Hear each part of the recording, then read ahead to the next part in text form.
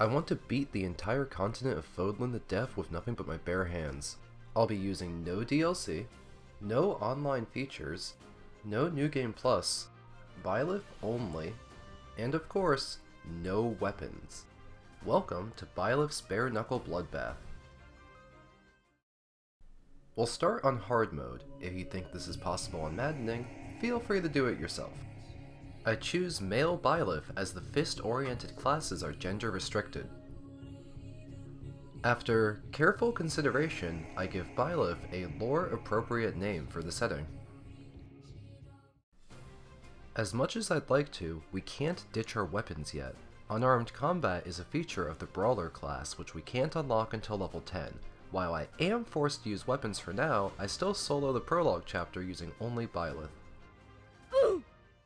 I choose the Black Eagles because I want to kill God with my bare hands. I spend time feeding the children from the other houses. As much as I crave violence, I don't have it in me to deck poor sweet Marianne in the face. I plan on recruiting a few students to my house to protect them from Byleth's hands. I'm working on a list of characters I plan on sparing. Chapter 1 begins. It's time to beat up some children. I am forced to bring Edelgard, whose job is to sit and watch the carnage unfold. I would make the switch to fist weapons, but the game hasn't let me purchase anything yet. Presumably, it's scared of what's to come. Lorenz, Ignatz, and Ash go down in short order while I chug vulneraries to heal the damage. Hilda and Claude go down, while Manuela makes a pathetic attempt to stop me. Dedu is dangerous, so I kite him out so he won't gang up on me at the same time as Dimitri. For the first and last time in this challenge, Mercedes makes me feel remorse in combat. Thankfully, I get over it. I finally take out Dimitri and move to take out Hanneman, ending the chapter in a blazing fast 29 turns. We shot past level 5 in the mock battle. I want to class into fighter for the extra point of strength and the extra point towards gaining brawling EXP. Unfortunately, Byleth sucks, so I go Myrmidon instead. I have finally unlocked the marketplace, meaning I can finally stop using swords. The training gauntlets have 0 weapon might, which makes them nearly identical to using our bare hands. This will do until we unlock Brawler at level 10. I plant mixed herb seeds for the chance of getting a Rocky Burdock. Lacking power from weapons, I want to scale my base strength as high as possible. The game teaches you about the optional battles feature by forcing you into a mandatory battle. Armed only with a pair of sticks, I send in Byleth to fight 20 dudes all at once. However, the weak enemies can't meaningfully damage Byleth. You see, it's not that they've trapped me in here with them, it's that they're trapped in here with me. This isn't really about creating a challenging playthrough, but more about sending a message.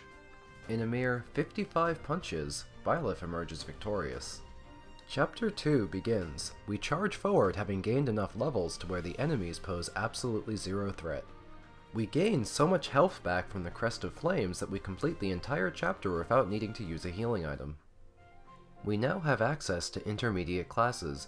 Normally, a fist build would want to go Brigand to pick up Death Blow, which adds 6 points of strength when initiating combat. Since fists can get up to 4 hits in, that's up to 24 points of extra damage. In comparison, the Brawler is a joke class that gets a nearly useless unarmed combat skill, which is worse than just using knuckle weapons. Anyway, we class into Brawler. Since unarmed attacks have terrible accuracy compared to using knuckle weapons, I decide to give Byleth an accuracy battalion.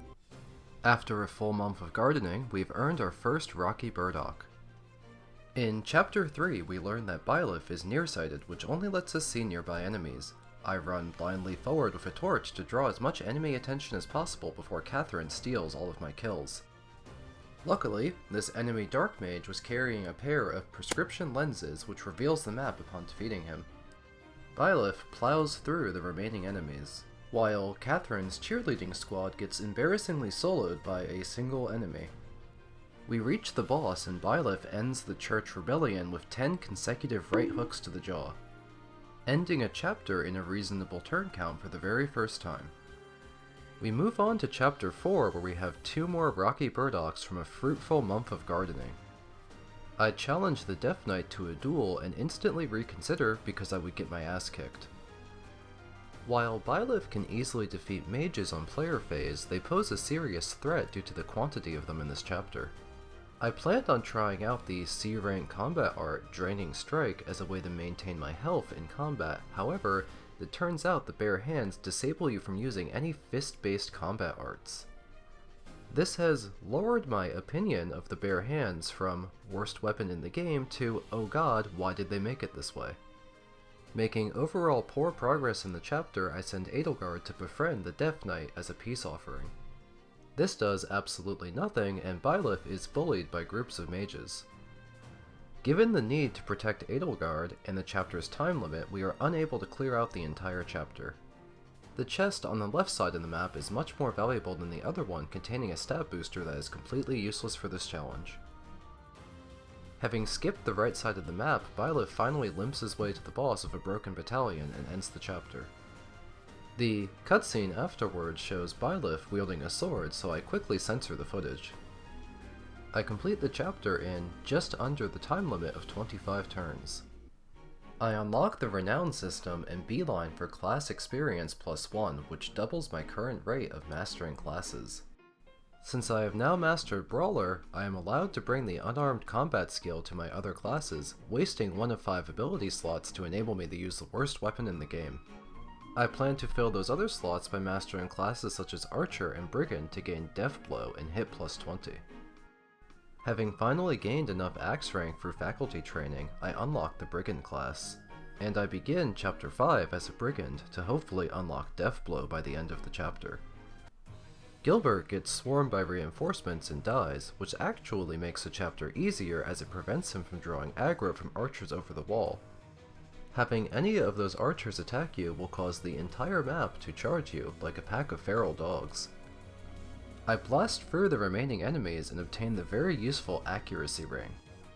Having watched my battalion die in short order in Chapter 4, I switch to a more durable but less accurate battalion. While the boss hits quite hard, he abandons his favorable terrain for no discernible reason, and I take it so I can beat him up.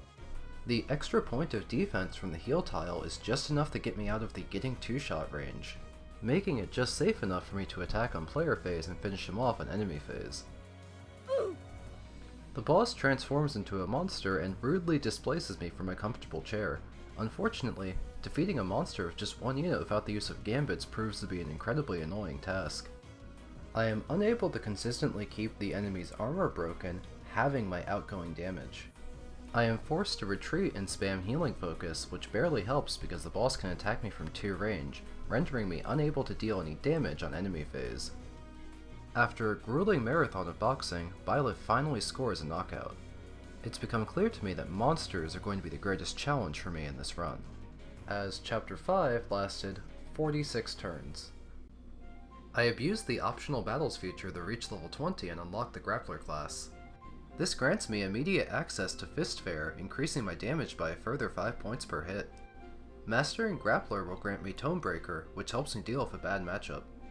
I also grabbed the Archer certification to get access to the hit +20 skill upon mastering the class. Unfortunately, Byleth sucks. Byleth discovers a body, but the imposter has vented away. Chapter 6 normally requires you to defeat all enemies within a time limit, but you can circumvent this requirement by simply defeating the Death Knight instead. I have no hope of routing all of the enemies normally due to the high quantity of archers and mages. Also, the chapter's layout is built like a dungeon from Pokemon, which makes it difficult to navigate in its entirety with a single unit. I have Byleth take the warp pad that is conveniently obscured by the camera angle. In a moment of brilliant game design, this hidden warp pad causes same turn reinforcements to spawn and gank you. I send Byleth to obtain the March Ring, which grants +1 movement when equipped. Since equipping accessories is a free action, we can swap between the March Ring and the Accuracy Ring and gain the benefits of both. The chapter's time limit forces me to make a direct approach to the Death Knight, skipping the other treasure chest and most of the enemies on the chapter. I assumed it would take longer than 1 turn to kill the Death Knight, but I seem to have overestimated him. I start recruiting units to my house so I don't have to punch them in the face during the battle of the Eagle and Lion. While I would punch Ingrid in the face without remorse, I decide to recruit her anyway to get access to additional loot from her Paralogue chapter. I do Ingrid's Paralogue to get the Galatea Pegasus Company. With an attack stat of 7 and both defenses, it's much stronger than any battalion I have right now. I forgot to have Byleth equip his bare hands on turn 1 so he forgets how to attack the enemy. I slog through the entire chapter to earn the battalion and immediately forget to equip it in time for the next chapter. Chapter 7 is a freeway fight between 3 equal forces, the Blue Lions, the Golden Deer, and Byleth. I take center field to try and goad enemies on the top side of the map to attack Byleth so they won't run past me and go towards Edelgard. These Pegasus Knights have been the most dangerous physical damage enemies I've seen all game. The high base stats of the enemy Pegasus Knights feels like a meta commentary on how flyers are overpowered in this game. At risk of becoming completely overwhelmed by the Golden Deer, I continue to hold the center hill to protect Edelgard. Byleth nearly gets his ass kicked given the surprisingly powerful enemies this chapter, but manages to hold on, considerably thinning out the ranks of the Golden Deer troops. I brazenly rush for the heal tile in an attempt to take on both enemy armies at once, which causes absolutely nothing to happen as the enemies are exclusively interested in fighting each other. With the Golden Deer more or less wiped out, I send Byleth to annihilate the remainder of the Blue Lions alone. This proves to be an easy task as the named characters are much weaker than the generic Pegasi they had on their side. Claude spends the entire chapter hiding in the corner, so I take him out to end the chapter. I enter Byleth's Paralogue to earn the Knowledge Gem. You're forced to bring Edelgard and she starts on the opposite side of the map. While not in immediate danger, there are several monsters behind her that will start moving shortly. Since they can fly, there's no way to wall them off with Byleth.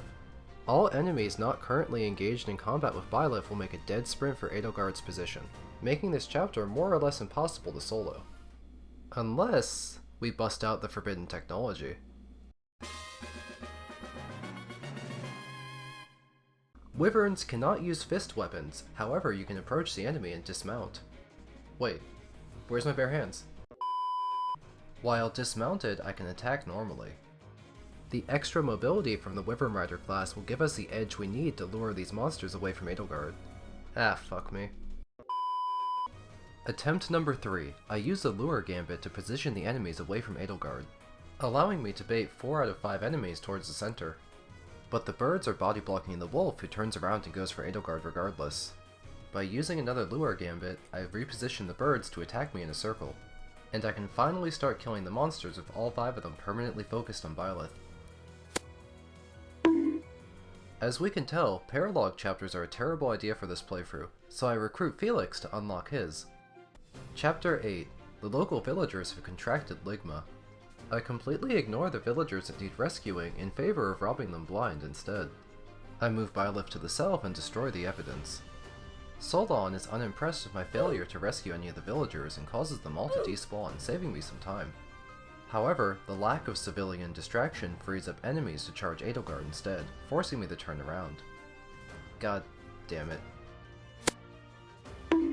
Thankfully, the boss is much weaker. Geralt, I didn't save a single civilian.